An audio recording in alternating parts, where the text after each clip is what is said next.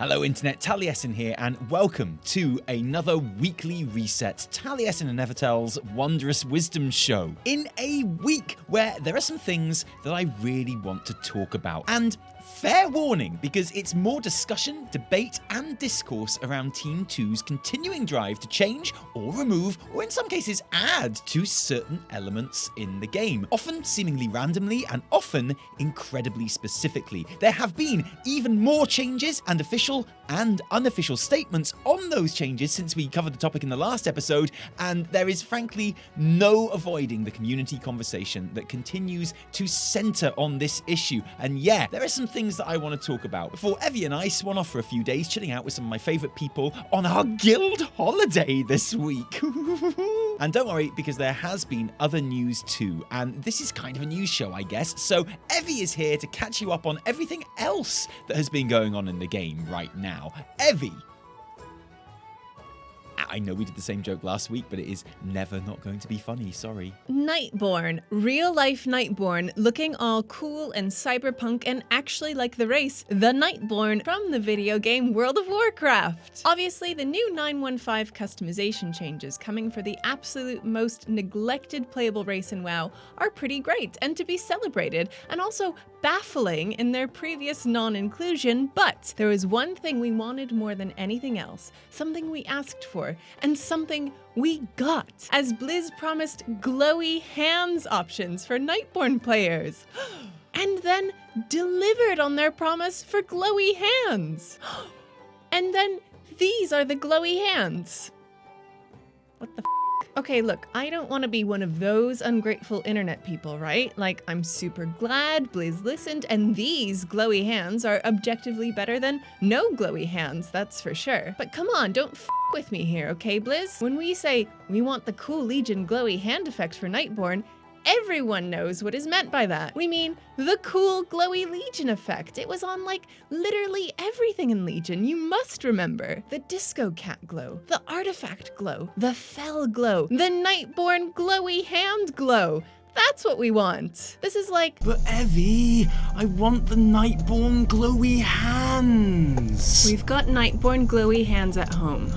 And these are the glowy Legion hands at home. I'm not complaining. Okay, fine. I am complaining a bit. These glowy hands are very nice, thank you. Check them out yourself on the PTR or in Wowhead's dressing room, where you can play around with all the new looks and features to your heart's delight. As always, we'll be including a link in the description below. They've also got a really good overview of the Covenant swapping process, as it will work in patch 915.2, and everything that will and won't follow you to your new team, which we thought was really interesting. So that's down there too. Oh, and speaking of Legion, a little while ago, there have been recent blue posts on Legion Timewalking. Not with the news we all want to hear, that Legion dungeons will be a permanent or at least very regular addition to the dungeon pool. So sorry about that, because I know that's what everyone is holding their breath hoping to hear when we mention Legion Timewalking. Like whenever you see the new Netflix Avatar series trending on Twitter and you're like, oh awesome, maybe they've canceled it, but they've never canceled it, have they? Basically, the dungeons are getting easier by the equivalent of about 3 keystone levels, which should bring them about in line with how the corresponding Shadowlands keys feel. And there is a lot of work going into the tuning to make sure they do fit into the existing Mythic Plus menu, which makes you think, you know, it's a shame to do all this work on a feature which will only be available 3 or 4 weeks of the year. You should just probably make them a permanent or at least very regular feature, you know? Anyway, apart from the topic Tally wants to talk to you about, that's pretty much it for the news this week. Yeah, I know, that's like 2 weeks worth of news too. Look, we're basically all just waiting for 915 at this point, which we're optimistically hoping will be early November at the latest, which is starting to seem less and less likely as every new PTR build doesn't include a testable mage tower. And then it would be great to have a cheerful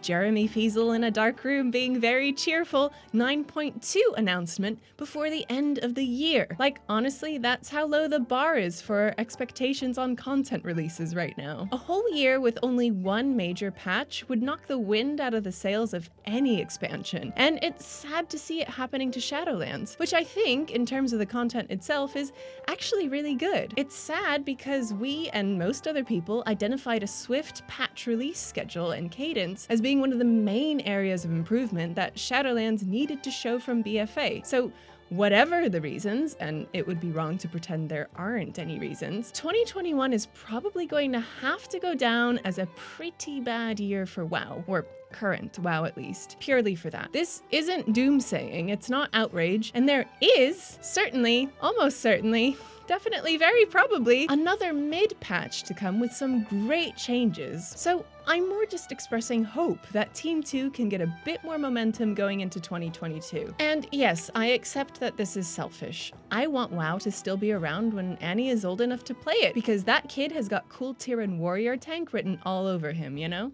In the last episode, we reported on the recent in-game changes on the 915 PTR, which aren't anything to do with covenant swapping, or ripcord pulling, or legendary crafting, and currency farming, or Mythic Plus, or any of the other features at all, but rather to legacy content in the form of certain items, or words, or names, or NPCs being discreetly changed or removed, much of which seem to be vaguely adult in nature, such as my first thirsty boob drawing, and the big love innuendo, and some which didn't seem to be at all, like the twin consorts. Now, if Blizzard are removing suggestive content purely for its suggestiveness, then rightly or wrongly, it isn't hard to imagine why that might be. Their ongoing and much publicized case for discrimination and harassment as brought against them by the state of California, because never forget that good old snuggly cuddly Blizzard Entertainment have been a boys club of shithead do-bros being shitheads since its earliest glory days. To the extent that, you know how when we used to talk about Mike Morhaim's new studio, Dreamhaven, and how it's apparently almost entirely staffed by old school WoW and other Blizz devs, and we used to say, oh wow, Dreamhaven is full of old school WoW and other Blizz devs. That sounds awesome. I love to work there. And now we say, oh wow, Dreamhaven is full of old school WoW and other Blizz devs? That sounds absolutely shitting horrific. Oh my god, I'm so glad I don't work there. And the wider Activision Blizzard king is obviously not going to do anything about it unless they are literally forced to, because corporations aren't our friends and don't care if we live or die, as exemplified by the fact that California, the state, is now literally changing its laws to make it harder for corporations to cover up sexual harassment and discrimination as a direct response to Activision Blizzard King trying really hard, even now, to cover up all their sexual harassment and discrimination. And when Riot and Ubisoft are doing better than you on that front, it means you are doing very, very badly, to be honest. None of this will be news to you, I know, and since our report last episode on those changes, there have been many more. Wowhead has a really comprehensive list if you'd like to check out, the link below, but I'm going to tell you about them anyway, and you won't be surprised to learn that Black Temple got some attention, with Temple Concubines being renamed Temple Acolytes or Patrons. There have been name changes to the Sisters of Pleasure and Pain and the Priestesses of Delight and Dementia, although these ones not seemingly for any kind of family-friendly reasons. Unlike the Sons of Hodir quests, where you will no longer be blowing Hodir's horn, or mounting Hodir's helm, or raising Hodir's spear, or polishing the helm. Thanks to those quests having been renamed. Likewise, a smattering of other quests throughout the game, such as going bareback, just the tip, and camel toe. Items like the D-Ring, and Diana's Pearl Necklace, and of course NPC names which are derived from old staff members who it would seem the game doesn't want to pay tribute to anymore for some reason. But also, and I'm sorry to have to be the one to tell you this, Master Beta.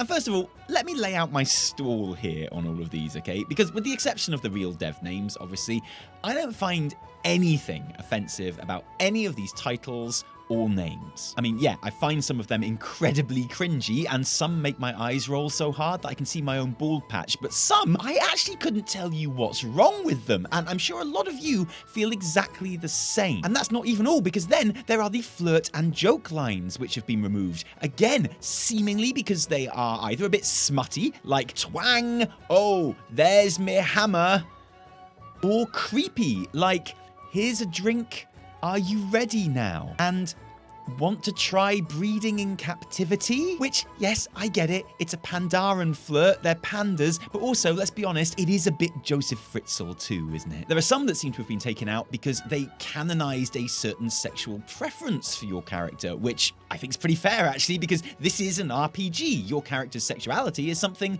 you get to decide and shouldn't be chosen for you any more than your name or your haircut should be. Oh, and honestly, some of these are just flat out racist, and to be honest, I'm really glad they're being taken out. But then again, there are others getting the cut that I don't see anything wrong with, and some which I find genuine laugh out loud funny, and that in isolation, I'm sorry to lose. So the choices aren't always entirely clear cut or obvious, and actually plenty of players would maintain that none of these things should be changed anyway, and there's a part of me that can understand that too. I think for players, how they feel about these changes has a lot to do with what they consider to be the motivation for these changes. And that's fair enough too. In the last episode, I said that I didn't personally think that these were orders coming from the top. Bobby Kotick isn't desperately commanding that Night Elf males stop saying, "I hope you're not afraid of snakes," because, you know, Night Elves are famous with their strong association with snake imagery, right? So the joke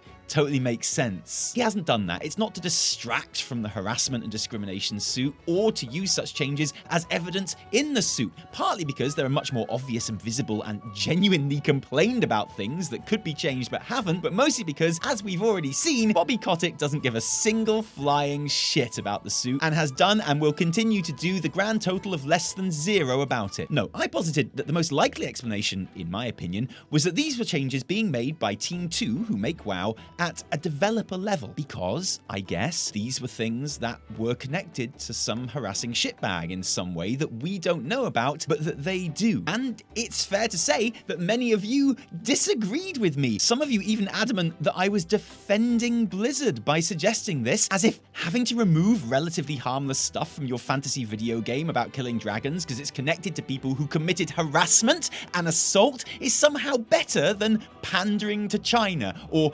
or whatever your alternative is. And I'm sorry, but I don't consider I think they're removing this because it's connected to a harasser to be a defense. Rather, a worst case scenario, which is why I said I hoped I was wrong. I just thought it seemed like it was the most likely explanation, sadly. And I'm gonna tell you, within minutes of that episode going out, we had DMs from a shocking number of Team 2 devs confirming that that was essentially the case. But don't take my word for it, lots of devs said it publicly too on Twitter. Loads, in fact, my personal favourite being, imagine a world in which everyone agreed that the trash should be taken out, but they get upset when you clean up the trash's residue afterwards. If you're gonna clean up shit, get the Lysol and disinfectant, otherwise it still stinks. A tweet that makes me very angry because I didn't write it. And don't just take the dev's word for it. Blizz put out a WoW Blue post which also confirmed this was the reason many of the changes are being made. As well as confirming that, again, something I said last episode, they wouldn't be making changes to transmog or anything like that because it's something players have agency over and interact with. So yeah, you can say that you think it's because of China or Bobby or because Blizz want women to be ashamed of their bodies, if you believe that, for sure. But to believe that at this stage, you have to be actively ignoring not only the most reasonable and likely explanation, but also the actual words of the devs making the changes, many of whom are, of course, the victims of the harassment and discrimination that took place. And I don't know, man, ignoring that doesn't really feel like supporting the victims to me. And again, I agree, some of these changes are baffling to me. I genuinely can't tell you what's wrong with them, but I can also accept that the changes aren't for me, that they are for a team that have lived under some disgusting behavior and treatment and are now being given the chance to get rid of the trash residue that still taints some of that stuff. And I'm okay with that. Maybe you're not. I'm not telling you how you should feel, apart from when it comes to my jacket, obviously, when you should be in awe of the amazingly tight tweed work and fantastic lining, and if you don't, you're an absolute animal. But that is why these changes are being made. For the most part, I think along with that, there are definitely some things happening, which is just a team now removing stuff that they're a bit embarrassed by. And again, however you feel about that, it's understandable too. If you had to keep everything about yourself or your work the same now as it was in 2005, or else be accused of censorship or punishing your friends or whatever, then that would be shit. Like, one of my friends in high school genuinely had the email address rathergoodsex@hotmail.com when he was 16, and I thought that was hilarious because, one, if some of my other friends were to be believed, he wasn't, but also Hotmail. He doesn't have that same email address these days because he changed it. And despite how funny I found him having that email address, I don't feel like he's punishing me for his mistakes. Sometimes things can just be funny at the time, but they're not quite so funny 16 years later, you know? Like any Hotmail email address, or a Goblin Flirt line that goes, "I got what you need," and then the sound of a zipper. And the thing is, we've talked about this 2 episodes in a row now because it continues to be a major talking point in a community which, quite frankly, is starved of talking points right now. And community talking points is what this show is about as much as anything. But I really don't want to talk about it again anytime soon beyond reporting any more changes. So I'll just finish with this. I've sat here in the past when all the horror of the harassment and discrimination case was coming to light, and I've talked about the need to listen to victims and to support them, whether or not you still want to actually play the game. And I wasn't the only one to say that. Many other creators did. Many of you did too. This is kind of like the first test of how serious those sentiments were. The devs have told us now why these changes are happening. Actual members of Team 2 who are trying to clean up their workplace in the small ways they can, because God knows the company that employs them isn't going to do any of the big stuff that needs doing. They want to make these changes for themselves, for reasons and connections which may not always be apparent to us on the outside, as well as some which absolutely really are. And to a certain extent, you get to choose how you feel about this. Is the anger or annoyance or confusion that you feel over an NPC name being changed, or a flirt line removed, or an art asset being updated the most important thing to you in this discourse? Or is the stated desires and motivations of the devs mopping up that bin juice from the floor after taking out the trash? That is, of course,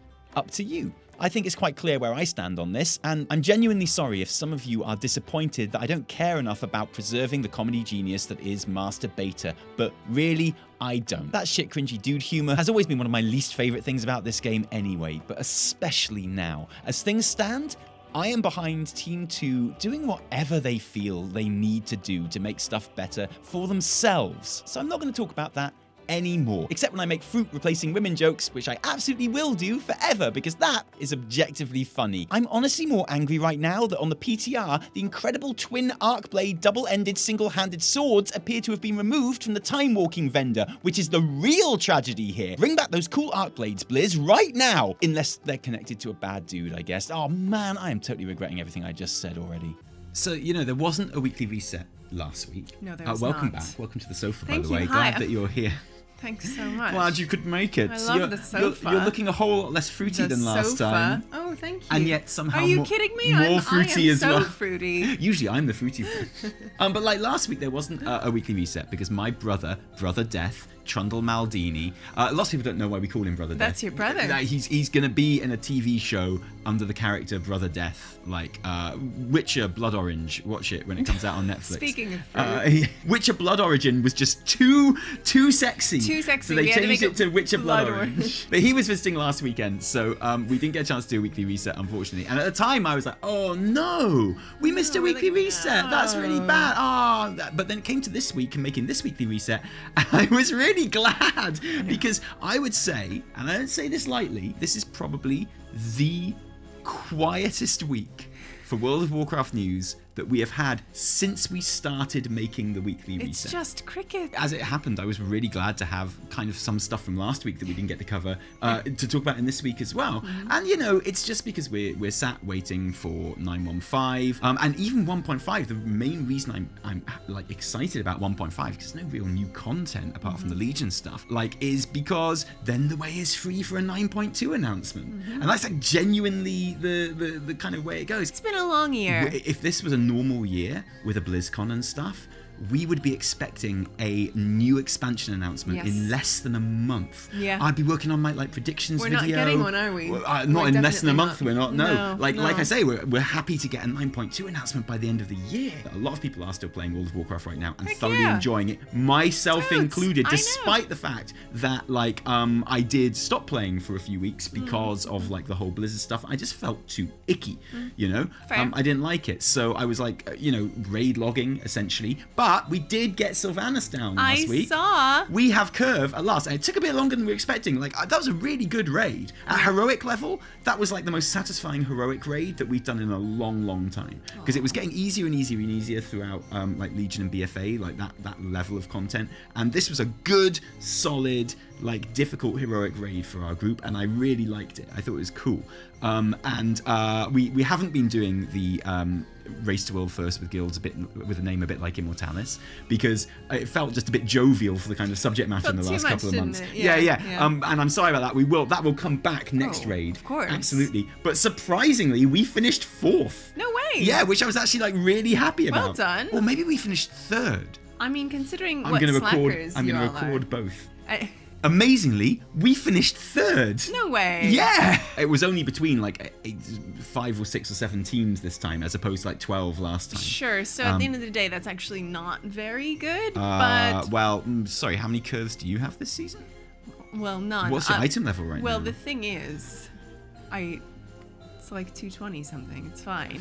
That's not fine. It's fine. I haven't been doing much Mythic Plus, just because, you know, I still am not back to feeling amazing about playing WoW, to be perfectly honest, despite how much I enjoy it, you know. I'm like one of those rare creators. For a lot of creators, you know, like the whole kind of disgusting lawsuit thing happened, and that was kind of cool for them in a way, because they weren't enjoying WoW anyway.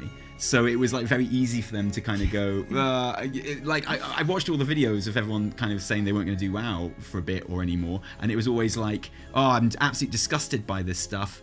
And also, I'm just really bored by the game. Yeah, it's like, that's okay. That's totally fine. Literally nothing. I'm jealous. I'm absolutely jealous of that. I wish I was in that situation. But I was actually having a really good time when this stuff happened. I know. And despite that, I, you know, obviously just didn't feel like playing the game as a result. And therefore making content about it for a while as well. And what that means is, since the first time since Warlords of Draenor, my character now is like entirely decked out in heroic raid gear. Aww. Like with no That's Mythic so Plus stuff or Great Vault stuff at all. And it's like, it just feels actually really old school and good. For me, that feels completely normal. I'm literally always just wearing heroic gear. Yeah, but there won't be many streams next week. No. Thursday at the earliest, and you know, obviously we'll hope to come back for a video over the weekend again. But that's because we are going on guild holiday. Yeah, for the first time in a really long time. It's usually an annual tradition. Yeah, and we were speaking about this on the last Patreon Q&A as well. Yeah. You know, over the years we've gone to Greece, and we've gone on like boats around the Med and dived into crystal blue seas and like sat around eating amazing Greek food. This sounds extremely fancy. I mean, it's just a bunch of people in a house. And then we went to Spain and stayed in a villa with an amazing swimming pool overlooking like the beaches and the mountains, and went to Barcelona and saw amazing cathedrals and museums. And I've forgotten, where are we going this year? Center Parks. Yeah, I get people do some outdoorsy stuff there, but it's like an hour away from our house. Listen, so when my mum can't get Annie to sleep and stop him crying, we can come back very easily, which I've got a feeling is what's going to happen. This is part of the plan. So yeah, so we're doing a domestic guild retreat this year. Maybe next year we'll get back to the whole sun and sea and escape. Thank you for watching the video, of Thank course. You guys. Nice one, well done. You look lovely. But also our patrons who give their actual real life money to help all of our work happen. And oh my goodness, we've got some work coming up. We really have, as well as the usual WoW videos coming up. We've got our long-awaited deep dive into the storytelling of Heavensward. I'm almost done. And then, of course, when you eventually finish Heavensward, we'll have another sit-down Taliesin and Evitel talking video about it as well. Talking and crying. Yeah, exactly. We've got, you know, I'm working on all kinds of like other like non-WoW videos at the moment. Like, for example, a Squid Game video, which I really want to talk about. But maybe we'll put that on the T&E channel, or maybe we'll put it on a new channel. You don't say. We will have an announcement next weekly reset or next whatever video we do. Oh boy, I cannot wait. I've already made it. I need some art and we need some videos. Yeah, I know. Really clever of you to plan this just before we're going on holiday. I can't wait for holiday. If you didn't like this video, downvote the shit out of it. Remember, I don't care.